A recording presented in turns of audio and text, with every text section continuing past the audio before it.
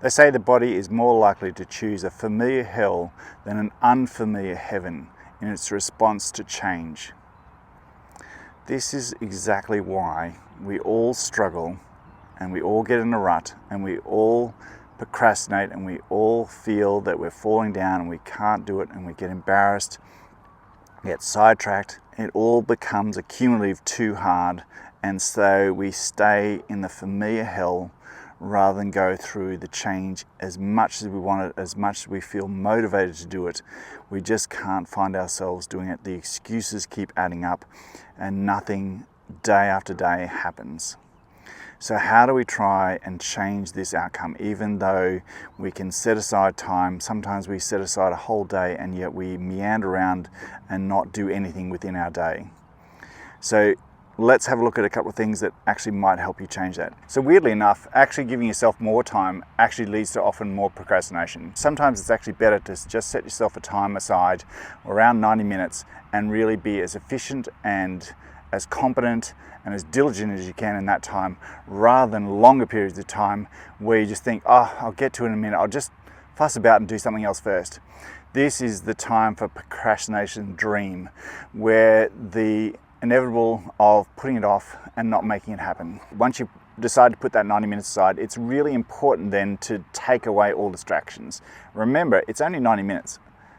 Putting your phone on silent, putting your phone in airplane mode really isn't going to be the killer. And the biggest thing is also not using your phone then to look up stuff. Try and make sure if you're going to be looking up stuff, use it as a laptop or as your computer. You're less likely to get sidetracked. And also make sure that you diligently close anything in your tabs that is going to lead you to distraction.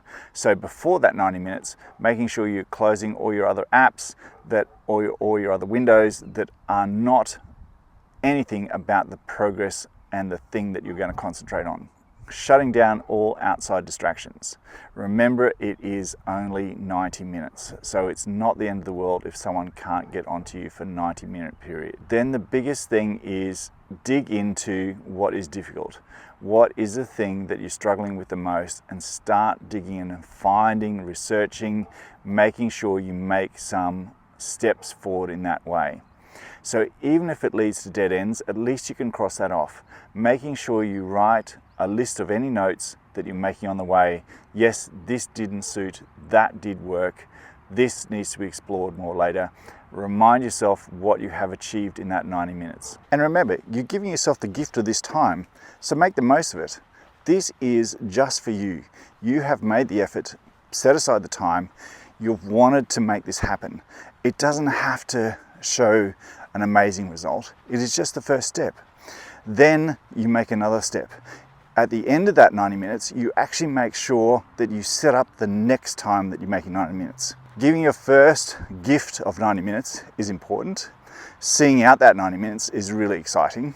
But then, before you finish up, make sure you actually do and set more time aside for what you want to do in the future. So make sure it's ongoing. Make sure it's a continuation of small little steps forward, whether it's once a week, whether it's every second day, something that is sustainable. It doesn't have to be magnificent every single time. It's just getting into the habit. It's not about motivation, it's getting into the habit of giving yourself that time, that progression.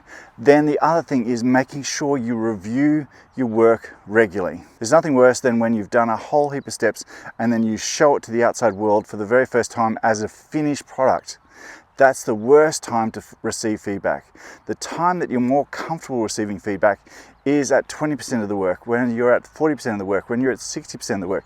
You're much more open to changing a little bit of direction, changing a little bit more focus, digging into things. When you've spent a lot of time researching, having it as a full product, then people's criticism hits harder.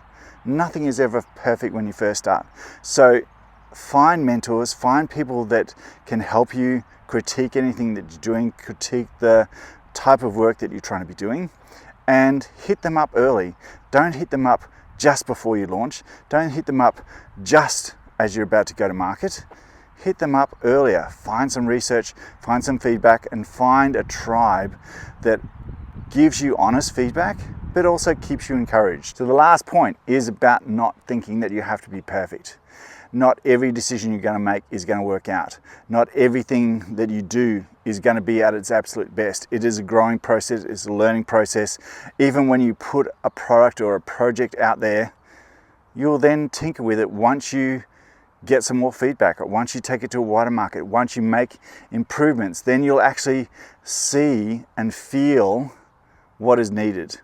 Sometimes what we feel and what we think is needed isn't actually what's required in that marketplace or the project that you're trying to do. The first thing to remember is that you're acknowledged and you're brave enough to do it in the first place, but then also equally be brave to take on feedback, make changes if you need to, and improve the product that you have. It's not a criticism and a personal slight that improvements might need to be made. It's just a reflection of they've actually thought enough of your product to give you some feedback, and that doesn't mean that you have to take it on wholeheartedly. It might mean that you change something else and you go on a little sidetrack with some of that feedback, or you may change the product itself. Criticism and feedback are two different things. Really honest feedback and understanding where that feedback is coming from is very worthwhile. Blatant haters, who needs that in their lives? Understand the difference. Making sure you're speaking to the right person and you're acknowledging the right people. Someone can be harsh in their feedback, but doesn't mean it's wrong. Haters are often digging into a low self-esteem that you have about yourself as well. And haters are often got low self-esteem about something else in their lives. They don't serve you. Okay, so work out what serves you. Remember to keep standing up and remember to keep giving yourself the gift of time. And even if it's only 90 minutes, if that 90 minutes is really productive, then you're actually going to, for the first time, start to choose heaven over your accepted hell at the moment. If you want to make the changes, don't let time run out. Time is the only thing that we can't change about life. I hope this little video helps you. Let me know in the comments if something that you've been procrastinating with and something that you really struggle with, that you've started to give yourself the gift of time. Take care, remember to be kind, and the first person to be kind to is yourself. See you in the next video.